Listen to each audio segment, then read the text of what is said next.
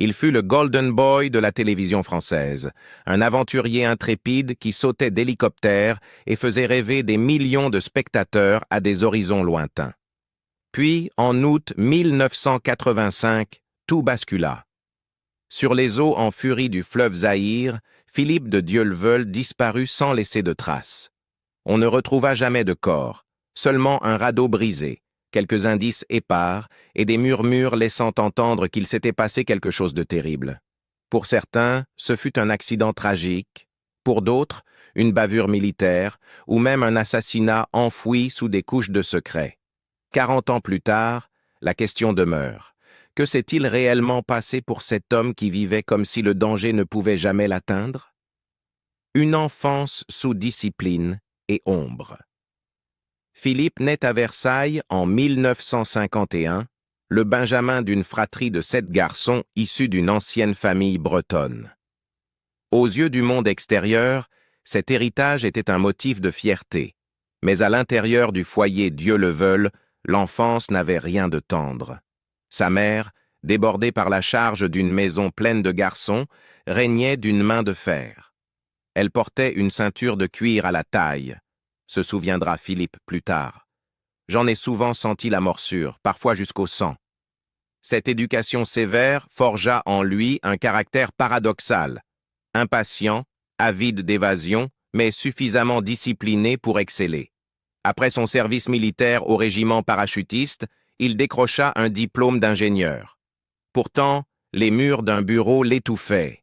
Ce qu'il désirait vraiment, c'était l'horizon ouvert. Fils cadet d'un foyer tourmenté, Philippe grandit en observant ses frères aînés ployés sous le poids de cette discipline rigide, certains brisés, d'autres révoltés violemment. Les repas familiaux ressemblaient à des champs de bataille entre autorité et résistance, et les éclats de rire étaient rares. Mais Philippe, à la différence de certains de ses frères, transforma cette douleur en une soif insatiable de liberté. C'était lui qui grimpait trop haut dans les arbres, qui disparaissait des heures à vélo, qui se jetait dans une rivière avec une témérité insensée, simplement pour goûter aux frissons de l'évasion. En intégrant le 1er régiment de chasseurs parachutistes, l'armée donna enfin une structure à cette énergie sauvage. Il apprit que la discipline n'était pas seulement une punition, mais une stratégie, et le ciel devint son élément. Sauter en parachute dans des terrains inconnus, sentir le vent lui lacérer le visage, il y trouva une forme de sérénité que l'enfance lui avait refusée. « L'air avait un sens pour moi », confia-t-il un jour à un camarade. C'était la liberté, mais avec des règles. Pourtant, une fois son service achevé, le retour au monde ordinaire fut insupportable. La vie de bureau lui semblait un étouffoir. Les entreprises d'ingénierie lui proposaient la stabilité, mais la stabilité lui donnait l'impression de pourrir à petit feu. Pour Philippe, l'horizon appelait toujours, et il savait qu'il préférait se noyer dans sa promesse plutôt que dépérir dans la sécurité. Il glissa donc vers le journalisme presque par instinct, troquant la boussole pour une caméra, les contrats pour des reportages. Il débuta comme cadreur, un métier qui le maintenait en mouvement, au grand air, lui offrant un prétexte pour braquer son objectif sur le chaos du monde. Pigiste, débrouillard, il acceptait sans hésiter les missions les plus dangereuses. L'Iran après la Révolution, le Tchad en pleine guerre civile. Il ne recherchait pas le danger pour la gloire. Il y allait parce qu'il ne supportait pas le silence. Le danger, paradoxalement, était vivant. Et Philippe avait trop longtemps vécu dans le silence mortifère de la peur. Une star est née. La télévision devint pour Philippe une porte inattendue vers la vie qu'il désirait. Il commença modestement, comme cadreur puis reporter, apprenant non seulement à filmer le monde, mais aussi à y survivre. Une caméra en bandoulière, il parcourait les continents à la recherche d'histoires, aiguisant l'instinct d'action et de danger qui avait toujours brûlé en lui. En 1978, il fut sélectionné pour participer à la course autour du monde, une émission ambitieuse qui envoyait de jeunes journalistes aux 4 coins de la planète, armés uniquement d'une caméra Super 8 et de leur ingéniosité. Pendant des mois, Philippe filma, improvisa et commenta ses aventures, affrontant ses pairs dans une épreuve d'endurance, de créativité et de narration. Il termina à la 3e place, mais le classement importait peu. Ce que la France découvrit, ce n'était pas seulement un candidat de plus, mais une personnalité, magnétique, insaisissable, impossible à ignorer. Les téléspectateurs virent un jeune homme capable de plonger dans l'inconnu et de le rendre exaltant plutôt qu'effrayant. Cette découverte changea tout.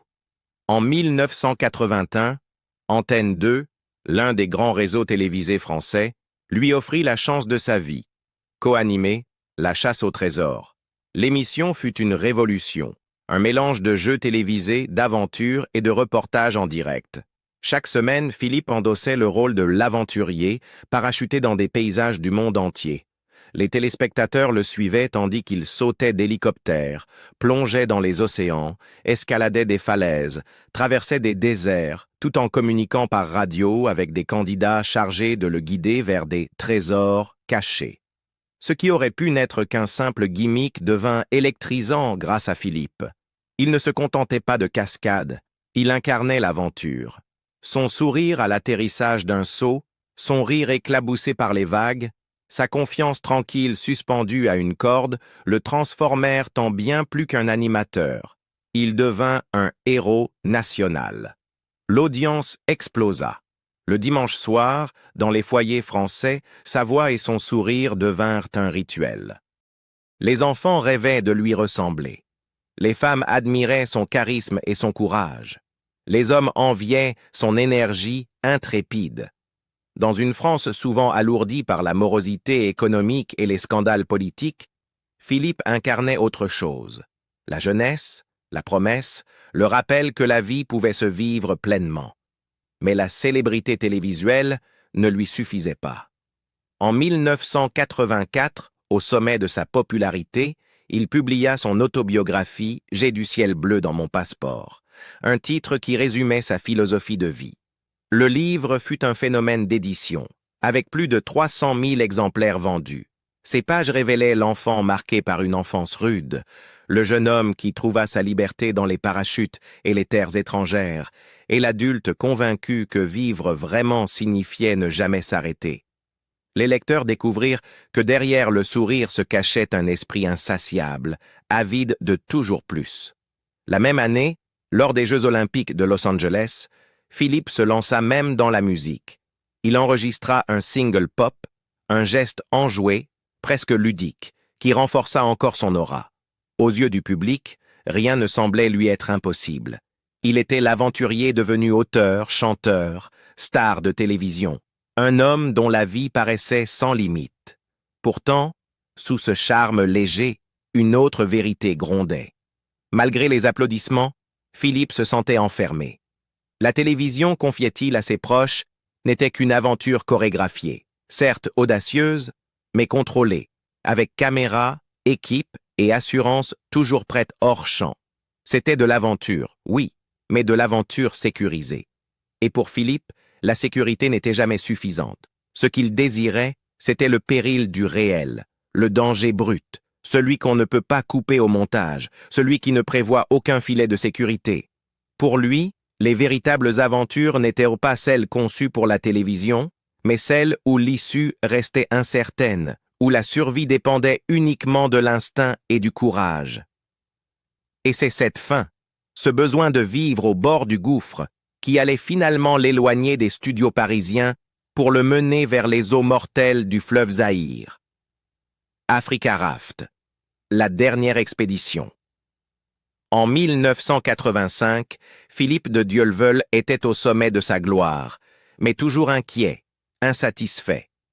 La chasse au trésor avait fait de lui un visage familier dans toute la France, mais les aventures télévisées, aussi spectaculaires fussent-elles, restaient enfermées dans un cadre sécurisé. Caméra, hélicoptère, contrat d'assurance. Ce qu'il désirait, c'était une aventure brute, sans filet, sans équipe de production tapis hors champ. Cette opportunité se présenta sous la forme d'Africa Raft, une expédition franco-belge ayant pour ambition téméraire de descendre le fleuve Zaïre, aujourd'hui le fleuve Congo, depuis sa source orientale au lac Tanganyika jusqu'à son embouchure dans l'océan Atlantique. Sur le papier, il s'agissait d'un voyage de près de 4700 kilomètres à travers l'un des cours d'eau les plus dangereux du monde, un fleuve qui terrorisait même les explorateurs chevronnés. Le Zaïre est le deuxième fleuve le plus puissant de la planète après l'Amazone, avec des courants capables d'arracher des forêts entières, des tourbillons qui engloutissent des barges en quelques secondes, et des rapides si infranchissables que les autorités coloniales avaient préféré construire des chemins de fer autour plutôt que de les affronter. Pour Philippe, c'était irrésistible. Le danger n'était pas un frein, mais un appel. Si nous réussissons, disait-il à un ami avant le départ, ce sera une première dans l'histoire. Et si nous échouons, eh bien, c'est le prix d'être vivant. L'équipe se composait d'aventuriers, de photographes et de sportifs. Parmi eux, le Belge Guy Colette, les Français Jean-Claude Dreyfus et d'autres formés au rafting et à la survie. Ils naviguaient sur 2 radeaux gonflables Zodiac, baptisés Godeliève et Françoise. Mais dès le début, les failles apparaissaient. Les embarcations n'étaient pas conçues pour de telles eaux extrêmes. Le matériel était limité, la logistique bancale. Même Philippe, d'ordinaire optimiste, confia à son frère Jean, peu avant le départ. « Cette expédition est mal organisée. Je ne le sens pas. » Il avait relevé le manque de préparation, la coordination fragile, l'évaluation naïve des dangers du fleuve. Début août, après des semaines de descente, l'équipe atteignit l'obstacle le plus redouté, les chutes d'Inga, les rapides d'Inga. Situés en aval de Kinshasa, ils étaient tristement célèbres. S'étendant sur plus de 40 kilomètres, ils formaient un cimetière de bateaux et d'hommes. Même les vapeurs commerciaux et les grandes expéditions coloniales les avaient évités, préférant les contourner par rail et par route. Les habitants, connaissant l'humeur du fleuve, avaient averti l'équipe. Ces rapides étaient un suicide. Aucun radeau n'y survivrait. C'est là que les premières fissures de peur apparurent. 2 membres, François Laurenceau et Jean-Louis Amblard, prirent la décision fatale de se retirer. Ils quittèrent l'expédition juste avant les rapides, invoquant un risque insurmontable. Avec le recul, cette décision leur sauva la vie. Le matin du 6 août 1985, les 2 radeaux restants, avec Philippe et ses compagnons à bord, se lancèrent dans les torrents. Philippe, toujours en chef, prit la tête de l'un des radeaux, son corps athlétique luttant contre les vagues, son visage marqué par la détermination. À 9 heures précises, le signal radio de l'expédition se tut. Un dernier fragment de voix grésilla dans la statique, puis plus rien. La liaison ne revint jamais. Quelques heures plus tard, lorsque les 2 hommes restés en arrière atteignirent à pied le barrage d'Inga, ils s'attendaient à retrouver leurs camarades meurtris, mais vivants. À la place, ils furent accueillis par des soldats zaïrois, nerveux et sur la défensive, qui lâchèrent une phrase glaçante. « Si vous avez entendu des coups de feu, ce n'était pas de notre faute. Pourquoi évoquer des coups de feu si les radeaux avaient simplement été engloutis par le fleuve? » Dans les jours suivants, des fragments d'indices refirent surface, tels des messages fantomatiques venus des profondeurs. Un radeau, déchiré en morceaux, fut retrouvé en aval, confirmant la violence extrême des rapides. Mais le second apparut dans un état troublant. Intact, étrangement amarré sur une plage calme, avec son antenne radio encore dressée. À l'intérieur, le matériel et les vivres étaient rangés avec soin, non dispersés comme après un chavirage. Cela ressemblait moins au reste d'un naufrage qu'à une évacuation. Des témoins dans des villages voisins affirmèrent avoir vu 3 hommes blancs vivant sur la berge, encadrés par des gardes. Leur récit laissait entrevoir l'impensable. Une partie de l'expédition aurait survécu aux rapides, pour disparaître ensuite aux mains des hommes. Sur les 6 hommes entrés dans l'Inga ce matin-là, un seul corps fut retrouvé, celui du Belge Guy Colette. Son cadavre ne portait pas de traces claires de noyade, et des rumeurs circulèrent qu'il avait pu être abattu. On ne retrouva jamais la moindre trace de Philippe de Dieuleveulle, ni des autres disparus. Les théories concurrentes. La version officielle, répétée mécaniquement pendant des années, était simple. L'expédition Africa Raft avait connu une fin tragique mais naturelle.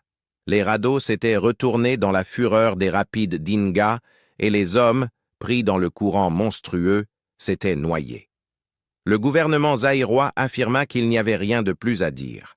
La France, elle aussi, sembla étrangement disposée à accepter cette version, comme si clore le dossier revenait à refermer la blessure. Mais les fragments de preuves n'entraient jamais dans le cadre net d'un accident. Pourquoi l'un des radeaux avait-il été retrouvé en morceaux, tandis que l'autre apparaissait étrangement intact, amarré délibérément, avec son matériel et sa radio soigneusement rangés? Pourquoi des villageois affirmaient-ils avec insistance avoir vu 3 hommes blancs vivants sur les berges après le prétendu accident? Et surtout, pourquoi les soldats zaïrois avaient-ils accueilli les rescapés avec cette phrase étrange? « Si vous avez entendu des coups de feu, ce n'était pas de notre faute ?» Rapidement, des murmures plus sombres se propagèrent. À l'époque, le régime de Mobutu Sese Seko vivait dans une paranoïa constante face aux menaces visant le barrage hydroélectrique d'Inga, joyau stratégique des infrastructures du Zaïre et symbole vital de son pouvoir. Le barrage se trouvait près de la frontière angolaise, où les tensions de la guerre froide couvaient. Des forces soutenues par l'Occident s'affrontaient à des rebelles alignés sur l'URSS. Mercenaires et agents clandestins sillonnaient la région.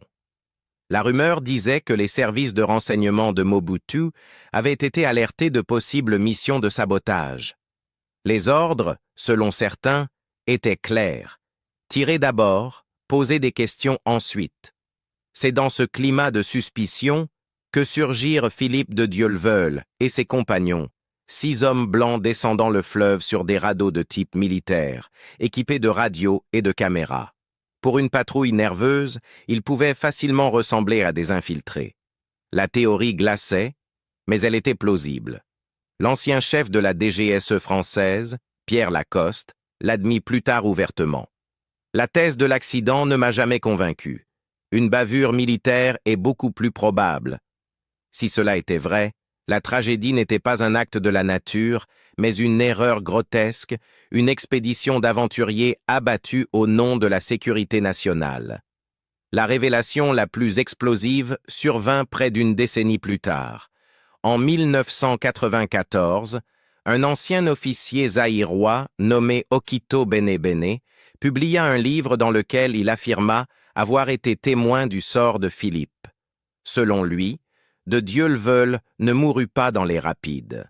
Il aurait été capturé vivant, interrogé, torturé, puis exécuté avec plusieurs compagnons.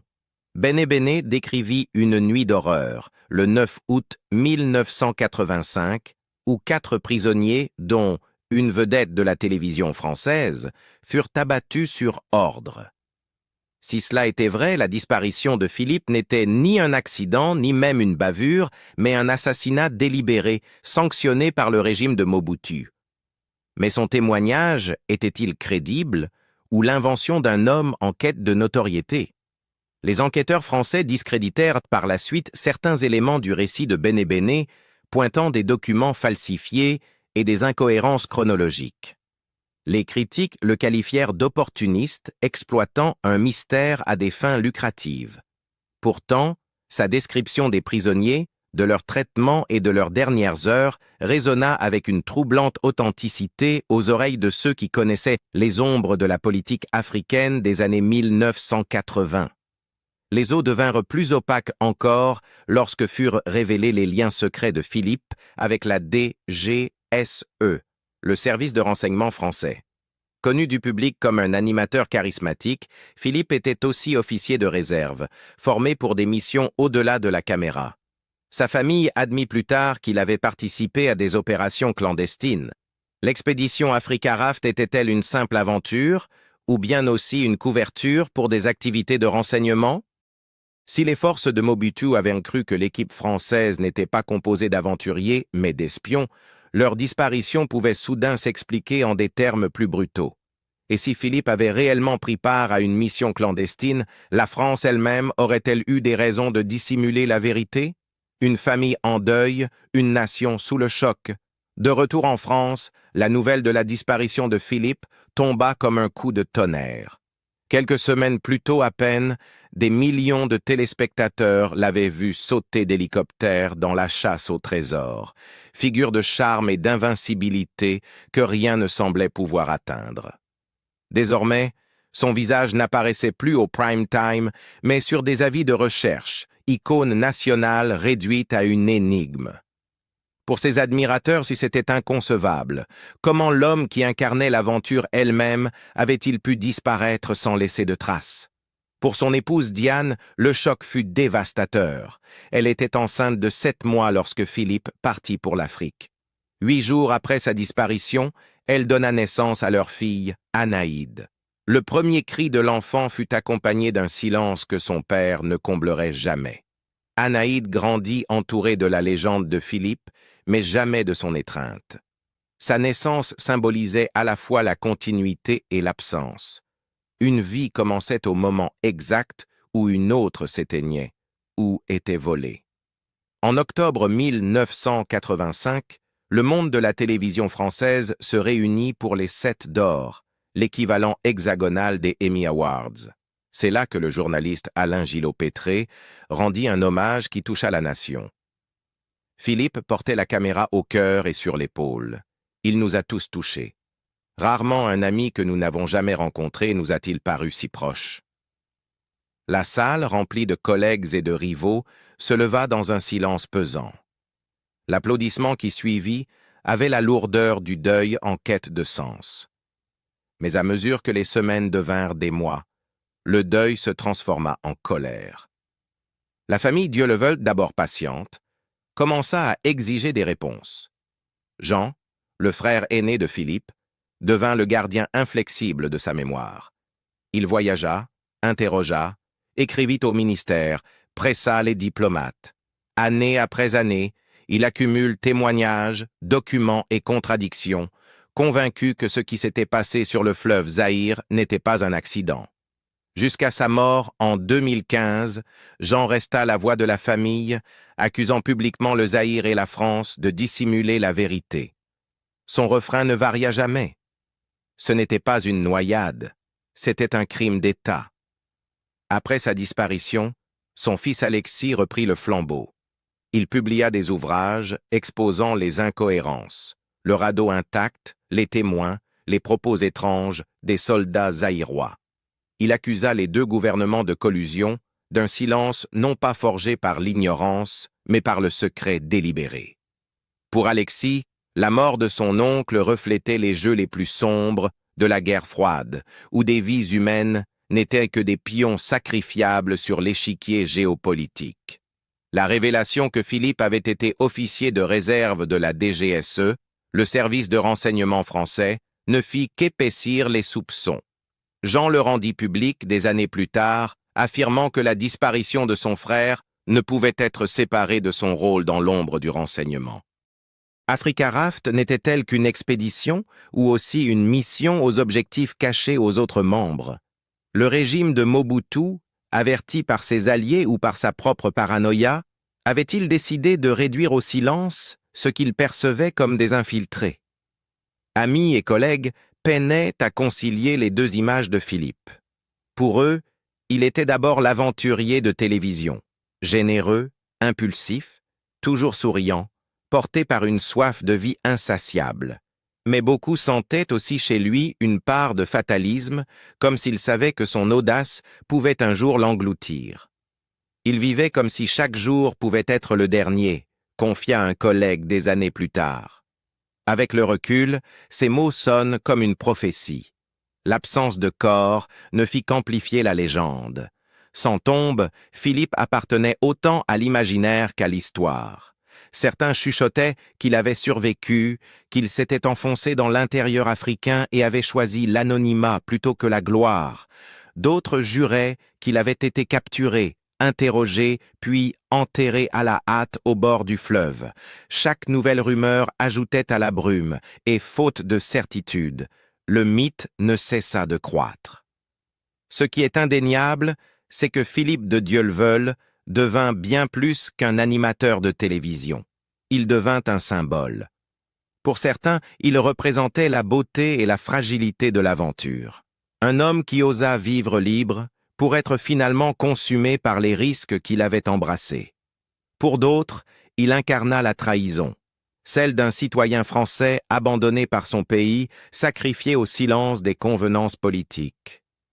40 ans plus tard, son fantôme hante encore l'imaginaire français. Documentaires, enquêtes, témoignages se succèdent, un ingénieur qui dit avoir vu des survivants à terre, un soldat qui jure avoir entendu des tirs, un ministre qui murmure à propos d'un étouffement de l'affaire, mais aucun témoignage n'est concluant, aucun dossier définitif. Les contradictions s'accumulent, la certitude reste hors de portée.